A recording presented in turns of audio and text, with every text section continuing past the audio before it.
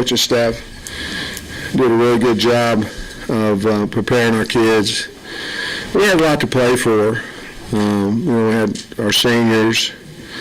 We had a dedication game. We talked all week about dedicating the game to somebody else and bringing them into our family. They had a shirt on underneath that they wrote on a marker who they wanted to bring into the family, into our football family. And obviously it was a top 15 team in the country, and it would put us bowl eligible for our first 3 years here. And there was a lot of motivation for us, a lot to play for, and certainly we were fortunate that we had our home crowd. But Ole Miss is a really good football team. They turned it over 3 times and we didn't. But I'm really proud of our kids. I'm proud to be bowl eligible. Obviously, we've got another game next week against a fine Missouri team, but man, it's nice to have KJ back. We weren't real clean on the first 2 scoring drives, but he made us clean because of his athleticism, and you can say a lot of different things about a lot of different guys. Rocket, obviously, but our defense bent a lot. They had a lot of yards. A lot of it was after we was up 42-6, but they didn't break. And obviously, when you can be up 42-6, the defense has played really well, and I'm just really happy. And so I'll be quiet and let you ask me some questions. Go ahead, Bob. Sam, Rocket had a little over 100 yards the last 2 games, combined. What do you think was the difference? He obviously looked like his old self and breaking tackles. Yeah, he was, Bob. I just think, any running back that carries the ball for 100, 150 yards, they've got to have a break. They've got to have 1 or 2 most of the time. They've got to have 1 or 2 that'll be a 30, 40-yard pop. And certainly that's what he got tonight. When that happens, it's like anything confidence-wise. If you break 1 or 2, then that probably helps you break a tackle. You know what I mean? It might help your vision. You're excited. But he played extremely well. I thought our line did a nice job of blocking up there for him until, they knew we weren't going to throw the football there, in the fourth quarter. And we had a hard time because they had more in the box. But I thought he played exceptionally well, ran hard. And then, he gets a 50-yard touchdown called back because they called home on Hazelwood. And 2 plays later, he scores. What does that say about the kind of night the guys have? Well, I think that was really big because, a lot of times you get a run like that, and then it gets called back for holding, and then you miss a field goal. You sack. You're not in field goal range. And our kids in 2 plays, blocked it up and went back and scored. And I thought that was really big. I think this was our first really this year complete game. It was a complete game, and but I think it says a lot about our team. We were focused, ready to go, and our coaches did a great job of getting them ready. Were you surprised that KJ was able to throw the ball that well early, given his injury? And is he 100% now, or? What did you think? He looked pretty good, didn't he? He did. I was not surprised. He had no medication or anything like that this week. We made the decision last week because of the week before. We hadn't practiced, and I think we just would have put him in that cycle of non-practice, give it up for the team. And he would have done it, but we felt like if we get him back, and because our defense has been playing better, and because they're healthier as well too, we felt like we could come and maybe do what we did tonight. But it was about his health too. But no, I wasn't, because he's been throwing it really well in practice. Where did you see improvement along the offensive line, and just what went into getting them ready this week after a disappointing couple? Yeah, well, the biggest improvement is KJ Jefferson, to be perfectly honest with you. When you have a guy behind you like that, it builds confidence in you. When you have a runner, a big runner that can physically run over people and things like that. I mean, on the draw play, they all came inside, and he kind of cut outside for, I don't know what it was, 20, 30 yards, and then I believe it was Lander's first touchdown right after that. When you have a guy back there that can break tackles and make things happen, I think you play a little bit better, to be honest with you.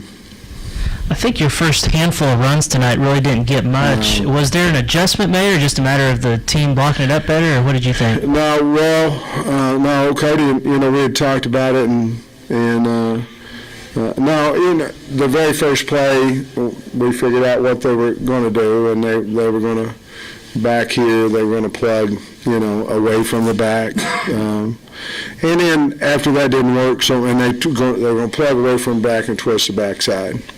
And those are good stunts when you're running inside. I suggested that we toss the ball outside. We toss or run, pin and pull, try to get the ball outside a little bit more, and then once we loosen them up a little bit with the throw and the outside threat, then I think our kids kind of figured out what they were doing and blocked them up.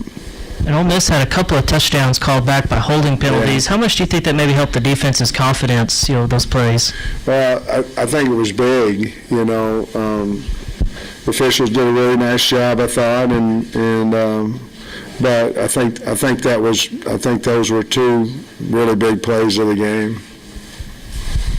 Sam Rocket obviously stole the show, but your first two scorers, Landers, made a couple really nice catches, one in traffic, the other over the shoulder. He got rocked on the first one. Yeah. He got hit, and then the second one where it was, those are hard. Brad's probably caught a few whenever he was in college, but those are hard over the top and to the left, and or Baz, what did I say, Brad? And those are hard to catch, and those were two great catches. Now, it was a great throw by KJ. Well, both of them, but the one that was outside over the top, that's only him and nobody else. Do y'all see Landers make those kind of catches, like behind closed doors, like during the week? Did we see him catch those kind of balls? Yeah, quite a bit. I mean, especially, I tell you, Landers has just gotten better over the second half of the season. He's got a lot more confidence and got a lot better. Sam, I just smile at my wife. I'm usually gloom and doom, the last 2 weeks. He said, did you bring out Larry the bowling ball? We did. Yeah, we got a new carry case for him. I think it's an 80s vintage. And Pat Doherty brought him in the carrying case, and we put him out. We kind of shined him up a little bit. By the way, we've had him available for a couple of weeks. He looked hungry when he got out of there, But he was shined up, looked good, and we did bring him out, yeah. You guys roll him down like you did last year? Absolutely. Except this year, Nichols he was in the middle of both lines, and he was giving me a target, where to roll it through there. Did a pretty good job still.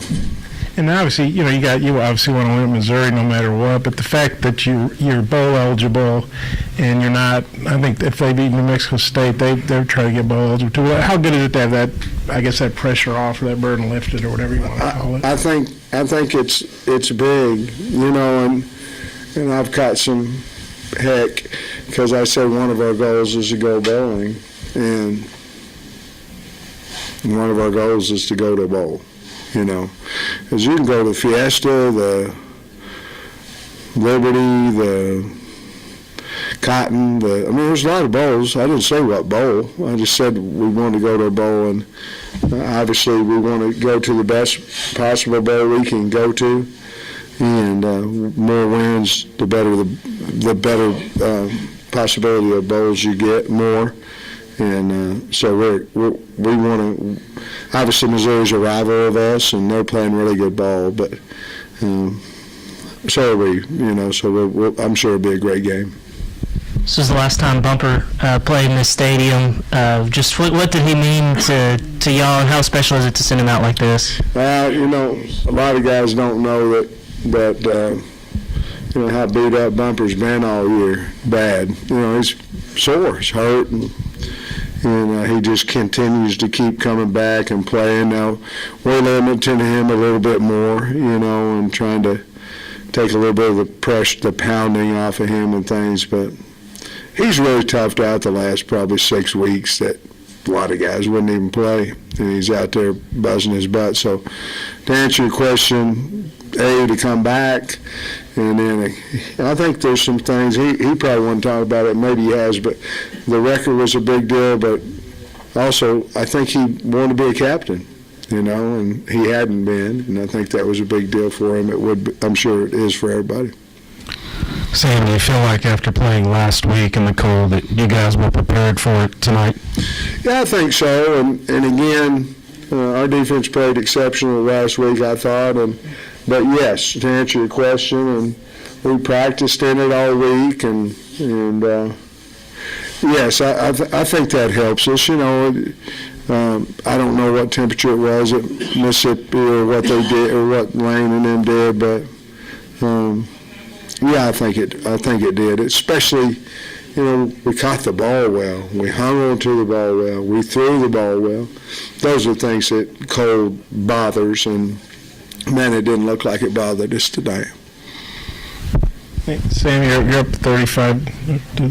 You're up 35-6 over an SEC team in the first half. How good was that first half from all phases? It was great, and then I thought, what did we score? 14 there right at the 4-minute mark of the second quarter, left in the second quarter, and, Drew picked the pass, and then we went down and scored with 5 seconds to put it up 35-6, and then we come out and have 2 plays and go up 42-6, and that was, pretty much ball game at that point. But to come in here at 35-6, the only time we've ever done that since I've been here, I think we're up 42 or 45-0 over Little Rock against Pine Bluff, but we haven't done anything like that against the SEC opponent. And give them credit too; they came back and all that kind of stuff. But yeah, it felt great. And a coach, you worry about, you worry about everything. You worry about, well, we're going to come out and play the next second half, and we went down 2 scores and took 35-42. But those 2 right before half were huge. Yeah, how big was Rockets' run there? I saw at halftime you said we got a score coming out of half, and then he takes it 68. Yeah, that was good. I mean, and the one thing about it is he was running down the middle. He saw the guy on the right, and he kind of dipped on him, and then ran away from him, ran to the outside. I thought that was really good. Jimmy must have really taught him how to do that. I'm teasing. That's all natural right there. Thanks, Coach. Well, thank you.